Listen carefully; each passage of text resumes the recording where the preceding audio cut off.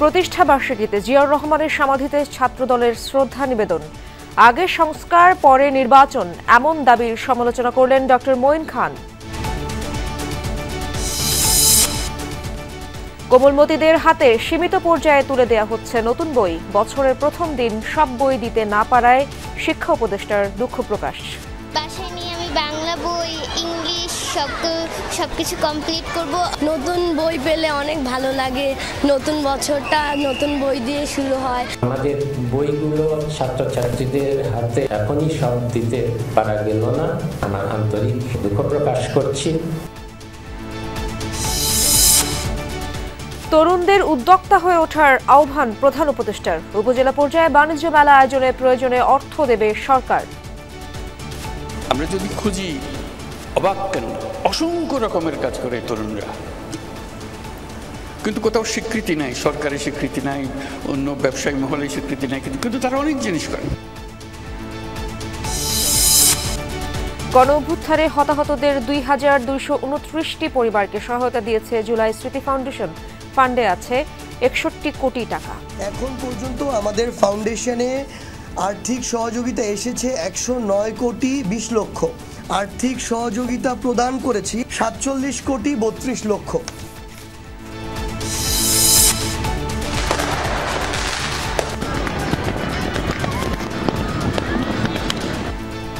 বর্ণিল আতশবাজিতে 31st night উদযাপন। নতুন বছরে সবার প্রত্যাশা দ্রব্যমূল্য নিয়ন্ত্রণ ও শিক্ষা চিকিৎসা সেবা।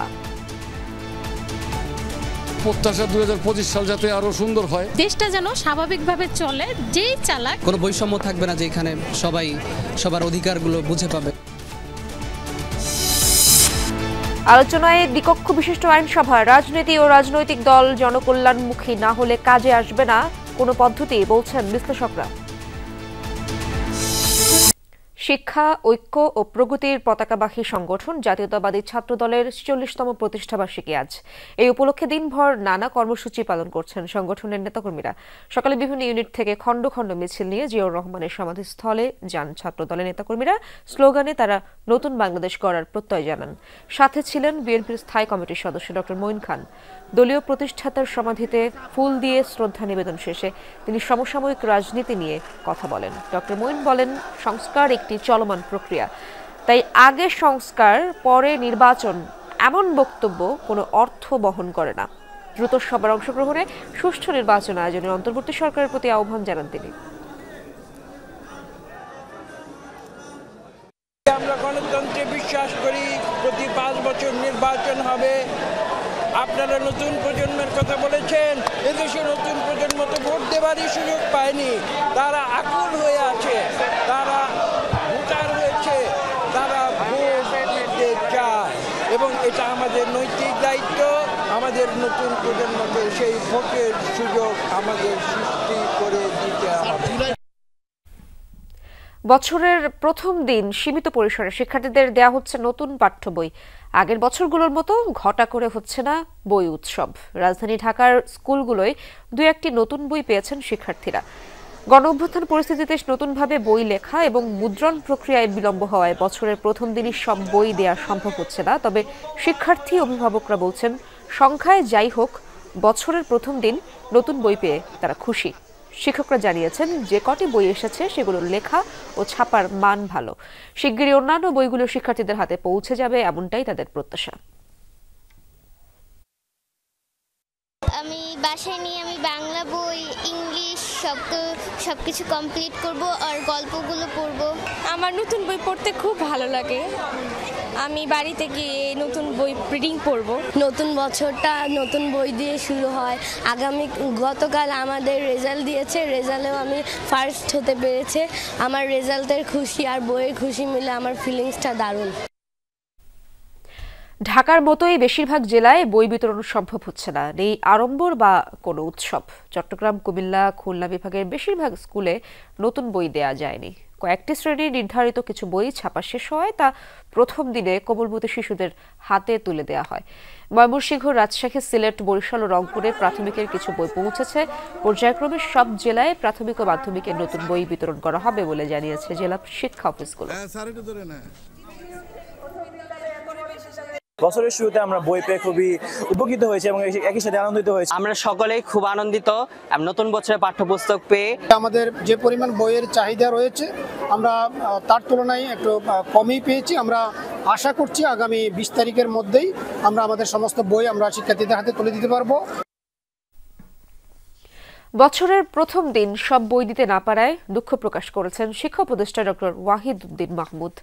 এনসিটিবির ওয়েবসাইটে 2025 শিক্ষাবর্ষের পাঠ্য বইয়ের অনলাইন ভার্সন উদ্বোধন অনুষ্ঠানে তিনি এই দুঃখ প্রকাশ করেন। এ সময় এনসিটিবির চেয়ারম্যান AKM রিয়াজুল হাসান জানান, 5 জানুয়ারির মধ্যে প্রাথমিকের বাকি বইগুলো পেয়ে যাবে শিক্ষার্থীরা। 10 তারিখের মধ্যে মাধ্যমিকের প্রায় 8টি বই দেওয়া হবে। সব বই 20 জানুয়ারির মধ্যেই পাওয়া যাবে। এখন পর্যন্ত পাঠ্যপুস্তক বোর্ড 41 কোটির মধ্যে 6 কোটি বই পাঠাতে পেরেছে।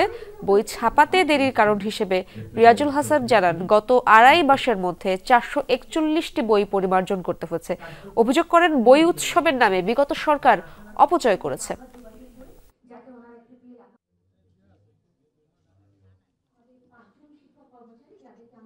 আমাদের বইগুলো ছাত্রছাত্রীদের হাতে যে এখনই সব দিতে পারা গেল না, এজন্য আমি তাদের অভিভাবকদের কাছে এবং তাদের কাছে আমার আন্তরিকভাবে আমার দুঃখ প্রকাশ করছি। বছরের পর বছর জানুয়ারি মাসের 1 তারিখে বইয়ের নামে যে উৎসবের নামে যে অপচয় হয়েছে সেটি লক্ষ্য করে আমাদের মাননীয় শিক্ষা উপদেষ্টা মহোদয় বলেছেন যে উৎসবের বাহুল্য বাদ দিয়ে আমরা শিক্ষাবর্ষের শুরুতে সকলের নিকট বই পৌঁছে গুণগত মানসম্পন্ন বই পৌঁছে দেওয়াই আমাদের লক্ষ্য। উদ্যোক্তা তৈরির লক্ষ্যে উপজেলা পর্যায়ে বাণিজ্য মেলা আয়োজনের পরামর্শ দিলেন অন্তর্বর্তী সরকারের প্রধান উপদেষ্টা ডক্টর মোহাম্মদ ইউনূস।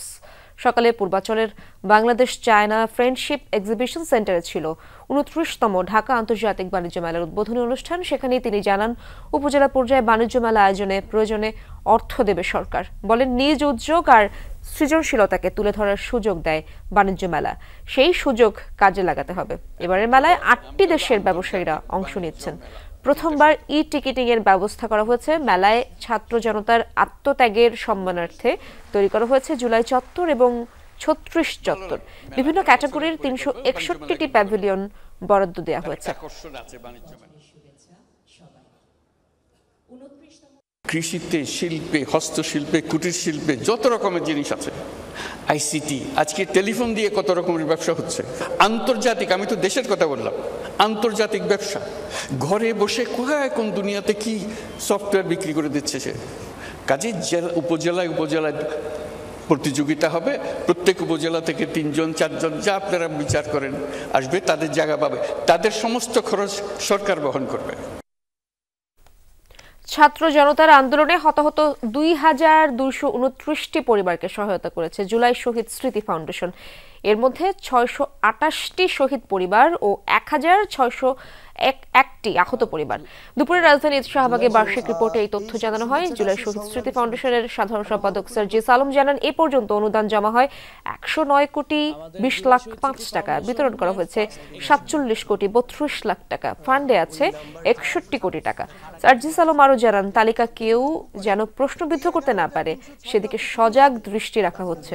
শহীদদের মধ্যে এখন শুধু 198 জনের পরিবার সহায়তা পেতে বাকি রয়েছে।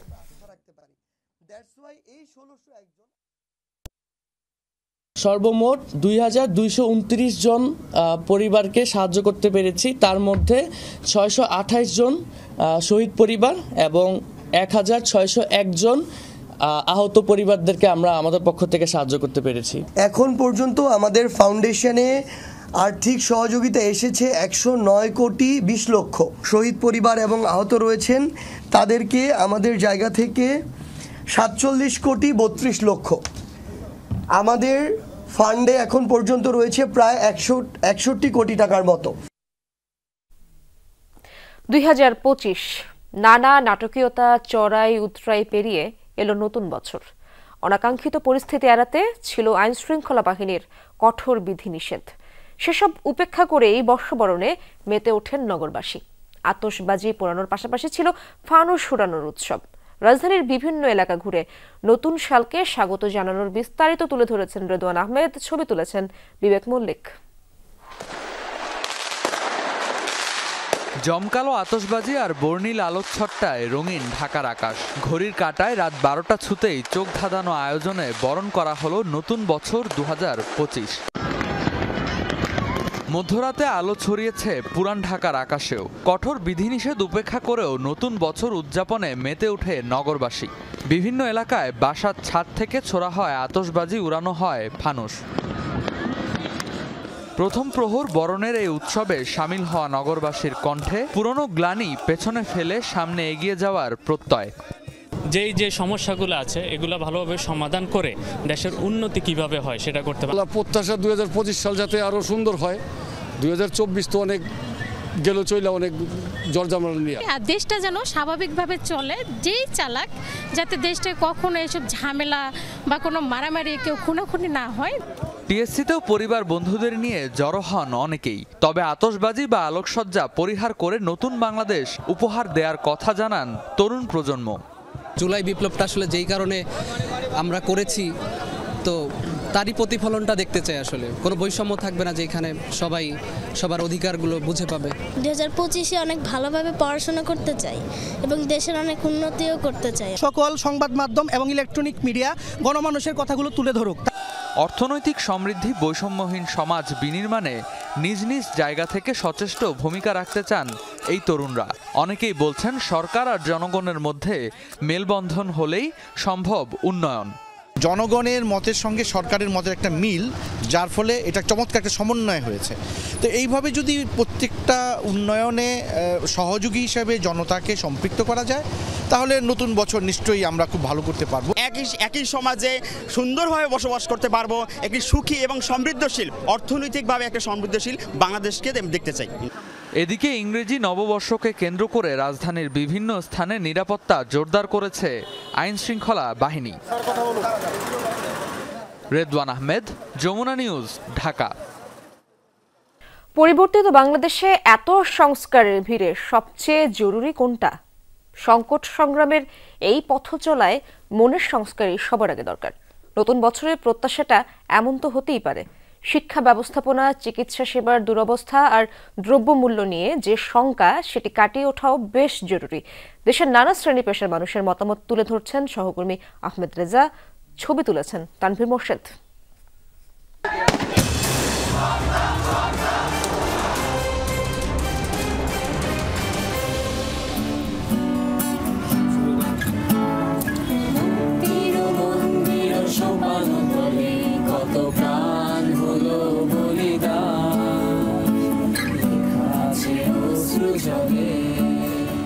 অশ্রুজল আর ত্যাগের বিনিময়ে গেল বছরেই ছাত্র জনতার অভ্যুত্থানে মিলল বাংলাদেশ 2.0।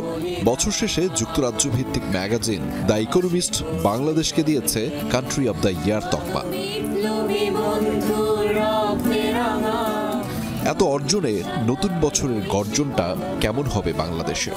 সামাজিক যত সমস্যা আছে সবকিছু সংস্কার চাই, সেই সংস্কারের উদ্যোগগুলো ফলপ্রসূ হোক। শুধু এই কথার মধ্যে সীমিত না থাকুক, আমরা যাতে এটা আসলে বাস্তবায়ন করতে পারি। সামনের দিকে যে আমাদের যাত্রা, সেই যাত্রা এদের শুরু করতে পারবে। কথা ছিল নতুন সূর্য উঠলে সব অন্ধকার আলোর জোয়ারে ভেসে যাবে। নতুন স্বপ্ন নিয়ে সূর্য ঠেকিয়ে উঠল, কিন্তু দ্রব্যমূল্যের লাগামহীন পাগলা ঘোরা, শিক্ষার অব্যবস্থাপনা কিংবা চিকিৎসা ব্যবস্থার অসুস্থতায় উদ্বেগ আছে জনমনে। একদম প্রাথমিক থেকে শুরু করে উচ্চশিক্ষার যে ধাপটা, সেই পর্যন্ত যাতে সবাই সমান সুযোগ পায়। গরিব দুঃখী পয়সাওয়ালা সবারই জন্য যেন এক সমান হয়, সকল মানুষ নির্ভেজাল খাদ্য পেয়ে থাকে। সবার অংশগ্রহণ ভিত্তিতে একটা যেন সুষ্ঠু এবং অংশগ্রহণমূলক শিক্ষা ব্যবস্থা আমার কাম্য। নিম্ন মধ্যবিত্ত আর মধ্যবিত্তের তকপা লাগানো মস্তিষ্ক বোঝে না কে কোন পথ পেল, কার জন্য কোন গদি। বছরের প্রথম দিনটায় তাই প্রত্যাশা দুবেলা পেট ভরে নিরাপত্তার সাথে পরিবার সহ জীবনযাপন। অধিকার বঞ্চিত মানুষ আছেন, তাদের জন্য সুচিকিৎসার ব্যবস্থা আবার নিশ্চিত করতে হবে। ঢাকার বাইরে স্বাস্থ্য ব্যবস্থা আমাদের খুবই অবস্থা খারাপ। স্বাস্থ্য ব্যবস্থা আরো অনেক ভালো হোক, উন্নত হোক। ডাক্তাররা যেন পেশেন্টদের ক্ষেত্রে সহানুভূতিশীল হয়। সাধারণ মানুষের বিশ্বাস, রাজনৈতিক নেতারা ঠিক হলে 90% সমস্যার সমাধান সম্ভব। তাই সকল সংস্কারের আগে করতে হবে তাদের মনের সংস্কার। অরাজকতার সংস্কৃতি বদলে দিলেই মিলবে মুক্তি।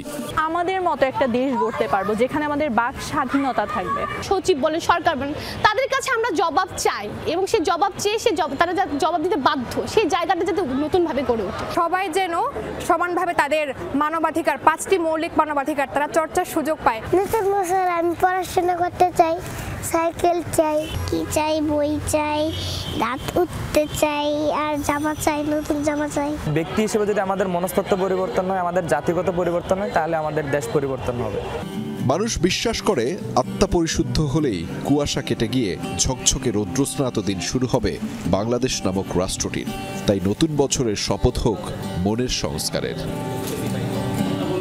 1,47,570 বর্গ কিলোমিটারের এই পুরো দেশটি আমার, আপনার, সবার। লাল সবুজের সেই বাংলাদেশকে ভালো রাখার দায়িত্বটাও আমাদের। তবে সংগ্রাম সংকটে সংস্কারের প্রয়োজন হয় মাঝামাঝি, আর আমরা তাই সংস্কারের কথা বলি, যে সংস্কারটা আসলে মনেরও প্রয়োজন। তবেই না ভালো থাকবেন আপনি, ভালো থাকবে আমাদের প্রিয় দেশটিও। তাই নতুন বছরে আমাদের প্রত্যয় এবং ব্রত হোক মনের সংস্কারে। আহমেদ রেজা, যমুনা নিউজ, ঢাকা। নতুন বছরে পর্যটকদের পদচারণায় মুখর কক্সবাজার। পুরনো বছরকে বিদায় জানিয়ে নতুন বছরকে বরণ করতে বর্ণিল সাজে সেজেছে হোটেল মোটেলগুলো। পর্যটন ব্যবসায়ীরা বলছেন অন্যান্য বছরের তুলনায় এবার পর্যটক সমাগম বেশি। রিসোর্ট, গেস্ট হাউসগুলোর বেশিরভাগই বুকিং হয়ে গেছে। এদিকে লাখো পর্যটকের নিরাপত্তায় প্রস্তুত ট্যুরিস্ট পুলিশ ও আইনশৃঙ্খলা বাহিনীর সদস্যরা। শান্তিপূর্ণভাবে 31st নাইট উদযাপন করেছে সবাই। বর্ষবরণ নির্বিঘ্ন করতে উন্মুক্ত সৈকতে আতশবাজি, পটকা ও মাদক সেবন নিষিদ্ধ করা হয়। এছাড়া বান্দরবান, খাগড়াছড়ি সহ পাহাড়ের পর্যটন স্পটগুলোতেও নানা আয়োজন নেওয়া হয়েছে।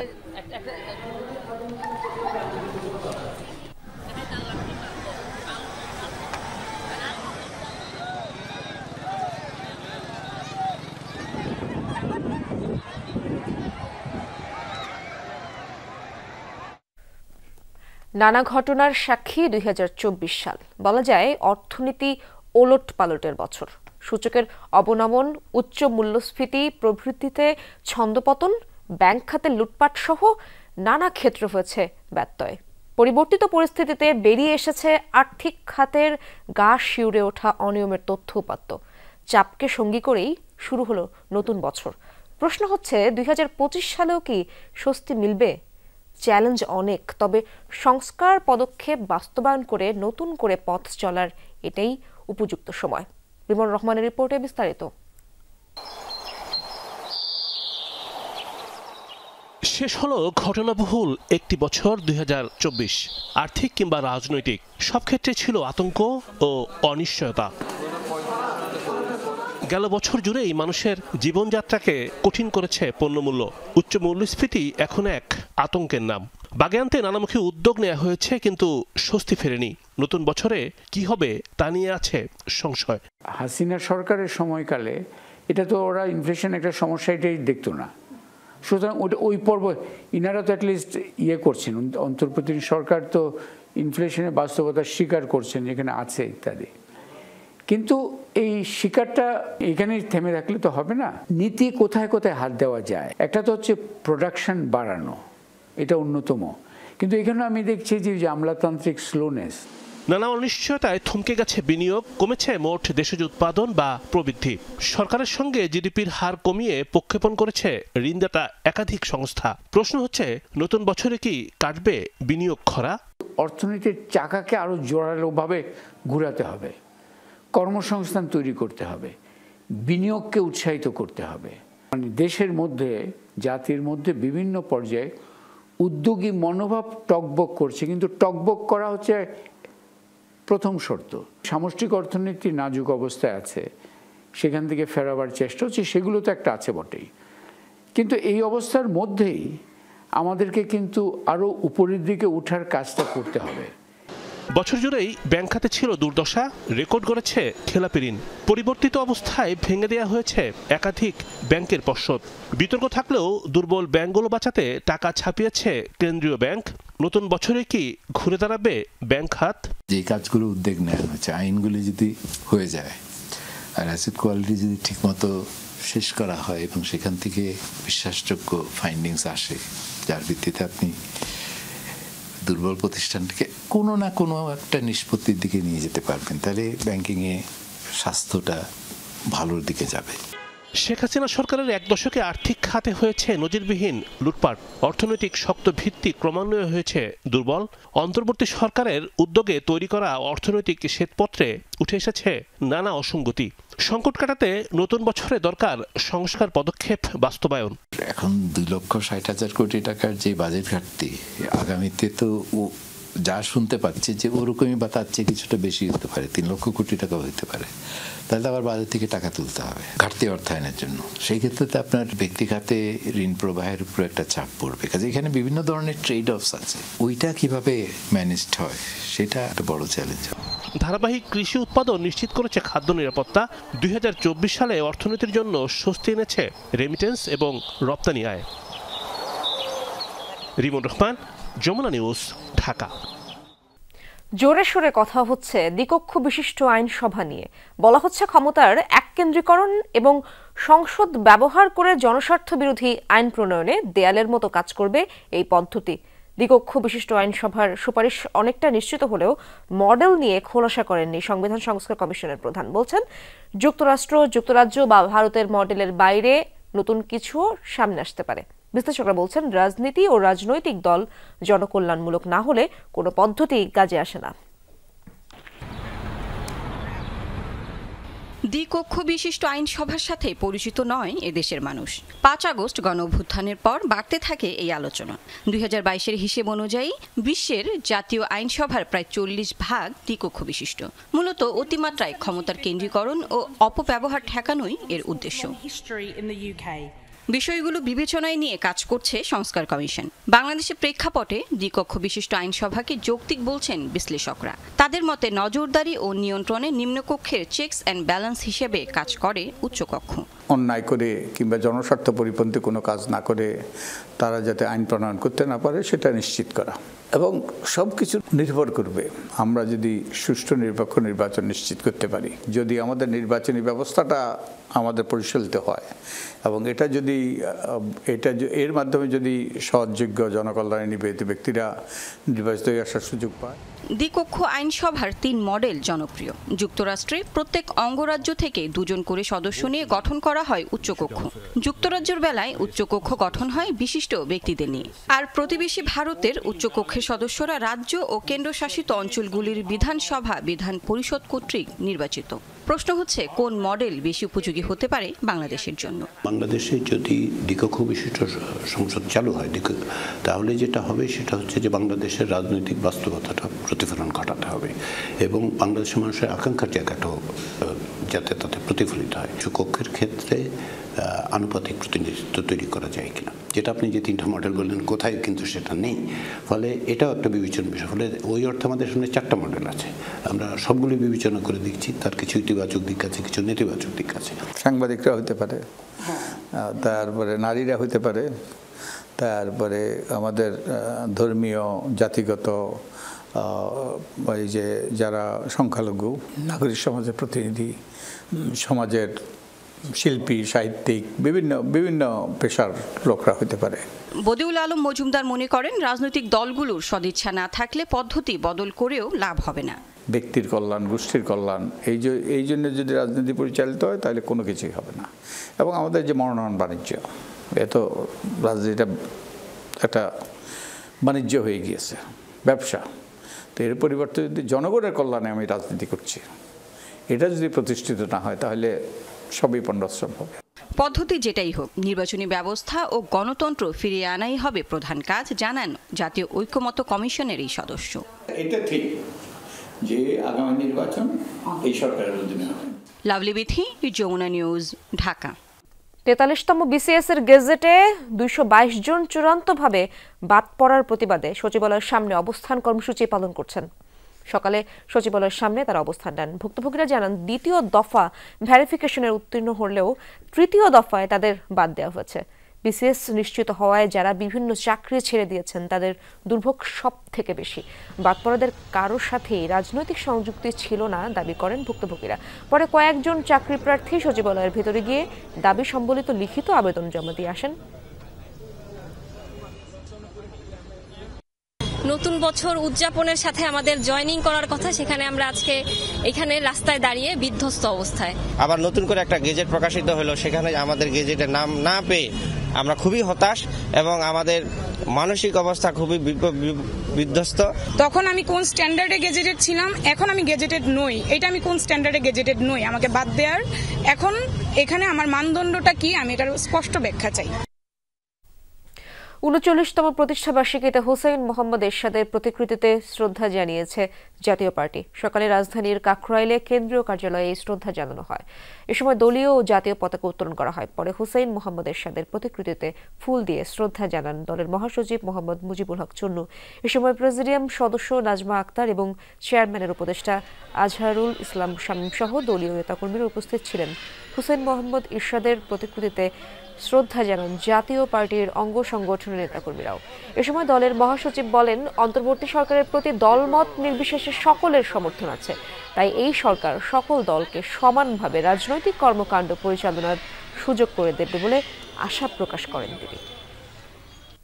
আমরা দেখব নির্বাচনের পরিবেশে একটা সমতা হয় কিনা। যদি নির্বাচনের পরিবেশে সমতা হয়, সকল দল নির্বাচনে অংশগ্রহণ সুযোগ পায়, ইনক্লুসিভ নির্বাচন হয়, নিরপেক্ষ নির্বাচন হওয়ার পরিবেশ হয়, তখনই আমরা দলীয়ভাবে সিদ্ধান্ত নিব। নরসিংদীতে ছাত্রদল কর্মী হুমায়ুন হত্যা মামলার প্রধান আসামি শাহ আলমকে অস্ত্র ও গুলিসহ গ্রেপ্তার করেছে সেনাবাহিনী। জানানো হয়, মঙ্গলবার রাতে পাঁচদোনার একটি বাড়িতে ঢুকে ভেতর থেকে দরজা বন্ধ করে দেয় শাহ আলম। এলাকাবাসীকে ভয় দেখাতে সে কয়েক রাউন্ড গুলিও ছোড়ে। পরে এলাকাবাসী সেনাবাহিনীকে খবর দিলে দুটি বিশেষ টহল দল ঘটনাস্থলে পৌঁছে বাড়িটি ঘেরাও করে। সেনাবাহিনীকে লক্ষ্য করেও গুলি ছোড়ে শাহ আলম। প্রায় ১.৫ ঘন্টার চেষ্টায় তাকে গ্রেপ্তার করা হয়। গত ২২ ডিসেম্বর রাতে পাঁচদোনা এলাকায় দুর্বৃত্তদের গুলিতে নিহত হন ছাত্রদল কর্মী হুমায়ুন। আটকের পর মডেল থানা পুলিশের কাছে তাকে হস্তান্তর করা হয়। প্রায় ১.৫ ঘন্টা নেগোসিয়েশন করে তারপর ওখানে ভেতরে যে ছিল মিস্টার শাহ আলম, উনি এখানে আছেন, তাকে সারেন্ডার করার জন্য বুঝাতে সক্ষম হয় এবং উনি ফাইনালি সারেন্ডার করে। পরিচয় শনাক্ত হয়েছে দক্ষিণ কোরিয়ায় বিমান দুর্ঘটনায় নিহত ১৭৯ আরোহীর। বুধবার এই তথ্য জানিয়েছেন দেশটির ভারপ্রাপ্ত প্রেসিডেন্ট চোই সাং-মুক। জানান, শুরু হয়েছে শেষকৃত্যের আনুষ্ঠানিকতার প্রক্রিয়া। দুর্ঘটনার প্রকৃত কারণ জানতে চলছে তদন্ত। পরিবহন মন্ত্রণালয় জানায়, মঙ্গলবার তদন্তে যোগ দিতে দেশটিতে পৌঁছেছেন আরও ২ মার্কিন কর্মকর্তা। দ্রুত উপসংহারে পৌঁছাতে দক্ষিণ কোরিয়ার ফেডারেল এভিয়েশন প্রশাসন, বোয়িং ও যুক্তরাষ্ট্রের জাতীয় পরিবহন নিরাপত্তা বোর্ডের বেশ কয়েকজন কর্মকর্তাদের নিয়ে গঠিত হয়েছে তদন্ত কমিটি। রোববার মুয়ান আন্তর্জাতিক বিমানবন্দরে অবতরণের সময় রানওয়ে থেকে ছিটকে যায় জেজু এয়ারের ফ্লাইট 7C2216। ঘটে অগ্নিকাণ্ড ও বিস্ফোরণ। নিহত হন ১৮১ আরোহীর ১৭৯ জনই। গাজায় আগ্রাসন শুরুর পর গেল ১ বছরে ইসরায়েলকে $২,২০০ কোটি সামরিক সহায়তা দিয়েছে যুক্তরাষ্ট্র। ফিলিস্তিন ছাড়াও এসব সমরাস্ত্র ব্যবহার হয়েছে লেবানন, সিরিয়ার মতো দেশেও।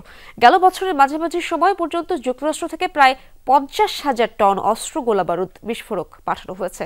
স্টকহোম পিস রিসার্চ ইনস্টিটিউটের প্রতিবেদনে তুলে ধরা হয় এসব তথ্য। বিভিন্ন অস্ত্র চুক্তিতে তেল আবিবকে সহায়তাও করেছে ওয়াশিংটন। গাজায় ব্যবহৃত ইসরায়েলি মারণাস্ত্রের বেশিরভাগই যুক্তরাষ্ট্রের সরবরাহ করা। গেল ১ বছরেরও বেশি সময় ধরে এসব মার্কিন সমরাস্ত্র ব্যবহার করে অবরুদ্ধ উপত্যকায় হত্যাযজ্ঞ চালিয়ে আসছে তেল আবিব। যুক্তরাষ্ট্রকে ইসরায়েলের সামরিক সহায়তা নিয়ে সম্প্রতি এক প্রতিবেদন প্রকাশ করে আন্তর্জাতিক সংস্থা স্টকহোম পিস রিসার্চ ইনস্টিটিউট। এতে বলা হয়, গাজায় আগ্রাসনের দীর্ঘ ১৪ মাসে তেল আবিবকে $২,২০০ কোটি বেশি সমরাস্ত্র সহায়তা দিয়েছে তেল আবিব, যেগুলো ফিলিস্তিনের গণ্ডি পেরিয়ে ব্যবহৃত হয়েছে লেবানন, সিরিয়ার মতো দেশের নাগরিকদের ওপর। প্রতিবেদন বলছে ২০১৯ থেকে ২০২৩ সাল পর্যন্ত ইসরায়েলি সমরাস্ত্রের ৬৯% যুক্তরাষ্ট্রের দেয়া। আগ্রাসন শুরুর পর যা দাঁড়ায় ৭৮%। শুধু তাই নয়, ইসরায়েলে হামাসের ৭ অক্টোবর হামলার পর ব্যাপক হারে বেড়েছে সহায়তার সেই পরিমাণ। মাত্র ৮ মাসের ব্যবধানে ৫ গুণ বেশি অস্ত্র পাঠানো হয়েছে ঘনিষ্ঠ মিত্র তেল আবিবকে। সরবরাহ করা এসব সমরাস্ত্রের তালিকায় কি নেই? আয়রন ডোমের জন্য মিসাইল থেকে শুরু করে রয়েছে গাইডেড বোমা, CH-53 মডেলের ভারী হেলিকপ্টার এবং অ্যাপাচির মতো অ্যাটাক হেলিকপ্টার। বিভিন্ন ধরনের আর্টিলারি ও সাজোয়াজানো রয়েছে এই তালিকায়। এছাড়াও বিদায়ী বছরে তেল আবিবকে শতাধিক অস্ত্র চুক্তিতে সহায়তা করেছে যুক্তরাষ্ট্র। মার্কিন think tank council on foreign relations বলছে ইসরায়েলকে 1946 সাল থেকে এখন পর্যন্ত $310 বিলিয়ন বেশি সামরিক ও অর্থনৈতিক সহায়তা দিয়েছে ওয়াশিংটন। অনিক রহমান, যমুনা নিউজ। বিশ্ব যখন ব্যস্ত নতুন বছর বরণে ইসরায়েলি আগ্রাসনে বিধ্বস্ত গাজায়, তখন কেবলই আর্তনাদ। আপনজন ঘরবাড়ি হারানো উপত্যকার মানুষগুলো 1 বছরেরও বেশি সময় ধরে প্রাণ বাঁচাতে ছুটছেন দিক বিদিক। ধ্বংসস্তূপের জনপদে বৃষ্টি আর তীব্র শীত মানুষের দুর্দশা বাড়িয়েছে আরো। ইসরায়েলের বর্বরতা থামার কোনো লক্ষণ নেই, তবুও অসহায় ফিলিস্তিনিরা আছেন নতুন বছরে শান্তি নেমে আসার প্রত্যাশায়। মাত্র 15 মাসের ব্যবধানে ধ্বংসস্তূপে পরিণত হয়েছে গাজা উপত্যকা। বর্বরতার সব মাত্রা অতিক্রম করে একটি জনপদের পুরো চিত্রই বদলে দিয়েছে ইসরায়েল। 2023 সালের অক্টোবরে শুরু হয়েছিল যে আগ্রাসন, তা 2024 সাল জুড়েই অব্যাহত ছিল। ইসরায়েলের হামলা থেকে বাঁচতে গাজার এক প্রান্ত থেকে আরেক প্রান্তে গত বছর জুড়ে ছুটে বেরিয়েছেন ফিলিস্তিনিরা। বুলেট বোমার আঘাতে চলমান আগ্রাসনে প্রাণ গেছে 45,500-র বেশি মানুষের। খাবারের অভাবে ক্ষুধা আর তৃষ্ণায়ও প্রাণ যাচ্ছে অনেকের। বৃষ্টির সাথে তীব্র শীত, হাইপোথার্মিয়া আক্রান্ত হয়ে মৃত্যু হচ্ছে শিশুদের। এমন দুর্বিষহ জীবন গত বছর পার করেনি আর কোনো জাতি। বিশ্বজুড়ে দেশে দেশে যখন নববর্ষ বরণের জমকালো আয়োজন, গাজায় তখনও চলছে ফিলিস্তিনিদের প্রাণ বাঁচানোর লড়াই। দিকবিদিক ছুটতে ছুটতে ক্লান্ত মানুষেরা নতুন বছরে নতুন কিছুর স্বপ্ন বুনছেন। আশা 2025 সালে বন্ধ হবে তাদের ওপর চলমান বর্বরতা। আমরা শীতের মধ্যে তীব্র ক্ষুধা আর তৃষ্ণা নিয়ে বেঁচে আছি। শীতের জামা নেই, কম্বল নেই। রাতভর বৃষ্টির কারণে তাঁবুর ভেতরে প্রবেশ করে পানি। গত বছর আমরা রাফায় ছিলাম, এর আগে ছিলাম বেতলাহিয়ায়, পরে আবার রাফায় যাই, এরপর আসি খান ইউনিসে। জানি না আগামী বছর আবার কোথায় যেতে হবে, তবু নতুন বছর ভালো কিছুর প্রত্যাশায় আছি। নতুন আরো একটি বছর শুরু হলো। আশা করছি বিশ্বের অন্য মানুষেরা যেভাবে বাঁচে, আমরাও নতুন বছর সেভাবেই বাঁচতে পারবো। আমাদের সন্তানেরা পৃথিবীর বাকি সবার মতোই নিশ্চিন্তে বেঁচে থাকতে পারে। যেন আমরা বেঁচে থাকার অধিকার চাই। ফিলিস্তিনিদের এখন চাওয়া নতুন বছর যেন উপত্যকায় আগ্রাসন বন্ধের যুদ্ধবিরতি চুক্তি হয়।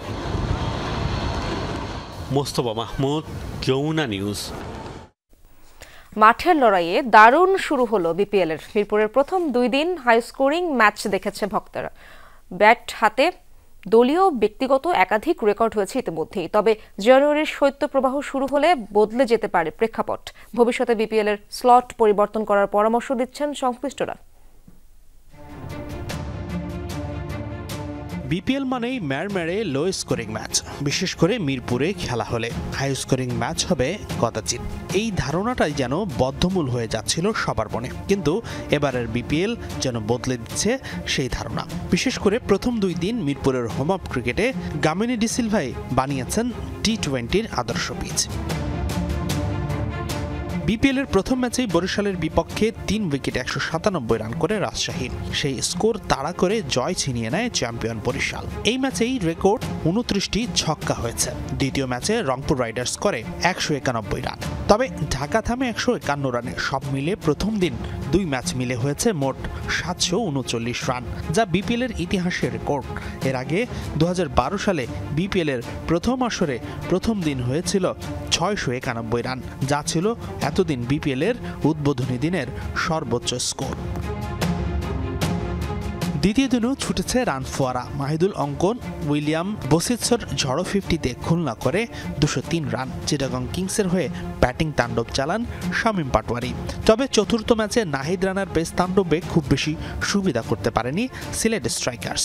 সব মিলিয়ে বিপিএলের প্রথম 4 ম্যাচের মধ্যেই 3টি হয়েছে হাই স্কোরিং বলাই যায়, যা প্রমাণ করে মিরপুরেও টি-20-র আদর্শ পিচ বানানো সম্ভব।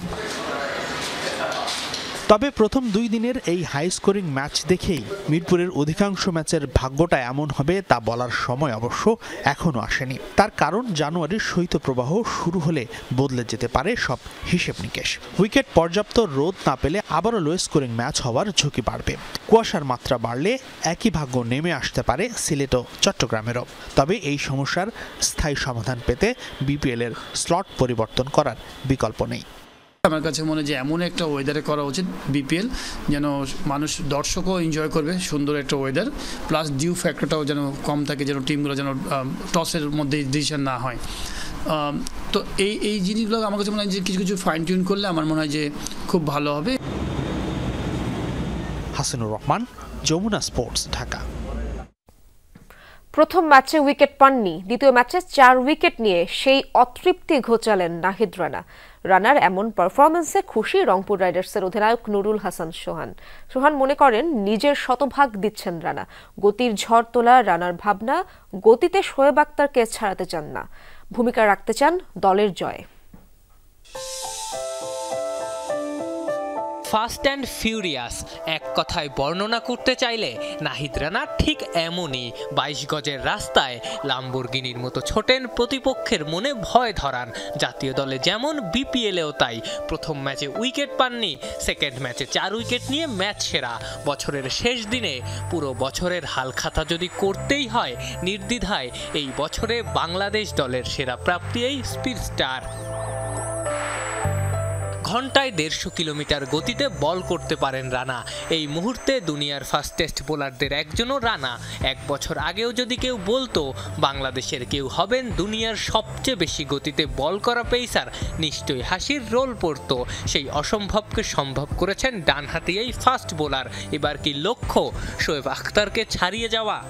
আমি জাস্ট একটা জিনিসের চিন্তা করি যে আমার টিমে আমার কিসের জন্য নিছে এবং আমার কাজটা কি, তো ও কাজটা করারই চেষ্টা করি। ন্যাশনাল টিমে কিসের জন্য নিয়েছে? ন্যাশনাল টিম অবশ্যই ধরুন আমি আমার বোলিং করার জন্য নিয়েছে। আমি কখনো পেস নিয়ে চিন্তা করি না, আমি জাস্ট চিন্তা করি যে নিজে ফিট থাকবে এবং আমার ফিটনেসটা আরও ওপর লেভেলে কেমনে নিয়ে যাওয়া যায়। প্রথম ম্যাচে উইকেট মেলেনি, 3 ওভারে খরচ মোটে 11 রান। উইকেট না পাওয়ার খিদে মেটালেন পরের ম্যাচে। রানার পকেটে সিলেটের 4 ব্যাটার। স্বাভাবিকভাবেই তাই বিপিএলে যে দলটার হয়ে খেলছেন সেই রংপুর রাইডার্সের অধিনায়ক নুরুল হাসান সোহানও খুশি। ও ফ্রিলি বল করতেছে, হি ইজ কুইক, সো ওর মতোই করতেছে। ওর যখন কোনো কিছু নিয়ে কনফিউশন থাকে আমার সাথে শেয়ার করে, তো আমি ওই জিনিসটা করতেছি এবং আমার কাছে মনে হয় যে ও 100% দেওয়ার চেষ্টা করতেছে, ভালো বোলিং করতেছে। বিউটি উইথ ব্রেইনের কথা হরহামেশাই শোনা যায়। রানা যেন পেস উইথ পারফরমেন্স। বাংলাদেশ ক্রিকেটে এই প্রতিভা বিরল। দলটার হেড কোচ মিকি আর্থারের কাছেও Rana special talent. Yeah, Naid Runner's he's very special. I think he's going to be. It's so good to see a quick bowler like that coming out of Bangladesh. He's very, very good, and I think he'll go a long way in international cricket. এই BPL দিয়েই নাহিদ রানা প্রথম আলোচনায় এসেছিলেন। খুলনা টাইগার্সের হয়ে গতির মহাকাব্য লিখেছিলেন রানা, যা টাইগার টিম ম্যানেজমেন্টকে মুগ্ধ করে। সেই মুগ্ধতার রেশ এখনো চলছে। ভক্তরাও নিশ্চয়ই চাইবেন এই রেশ চলুক যুগ ধরে। আফনান পিয়াল, যমুনা স্পোর্টস, ঢাকা। নিরাপত্তা কর্মীর সঙ্গে বিবাদে জড়ানোয় উলভারহ্যাম্পটন ব্রাজিলিয়ান স্ট্রাইকার ম্যাথিউস কুইয়াকে 2 ম্যাচ নিষিদ্ধ করেছে ইংল্যান্ডের ফুটবল অ্যাসোসিয়েশন। গত 14 ডিসেম্বর প্রিমিয়ার লিগে ইপসউইচ টাউনের বিপক্ষে ঘরের মাঠে 2-1 গোলে হেরে যায় উপস। ম্যাচ শেষে প্রতিপক্ষের এক নিরাপত্তা কর্মীকে কনুই দিয়ে আঘাত করেন এবং তার চশমা কেড়ে নেন কুইয়া। এমন আচরণের জন্য নিষেধাজ্ঞার পাশাপাশি এই ব্রাজিলিয়ান ফরওয়ার্ডকে 80,000 পাউন্ড জরিমানা করা হয়েছে। কুইয়াকে হারানো উপসের জন্য বড় ধাক্কা। 25 বছর বয়সী এই ফরওয়ার্ড আছেন ভালো ছন্দে, ইতোমধ্যেই করেছেন 10 গোল। নিষেধাজ্ঞার ফলে প্রিমিয়ার লিগে নটিংহ্যাম ফরেস্ট ও এফএ কাপের 3য় রাউন্ডে ব্রিস্টল সিটির বিপক্ষে ম্যাচ মিস করবেন কুইয়া। দর্শক, দুপুর বাংলাদেশের প্রথম ঘন্টা থেকে বিদায় নিচ্ছি। পরের ঘন্টার খবর নিয়ে ফিরবেন সহকর্মী জান্নাতুল কলি। সাথেই থাকুন।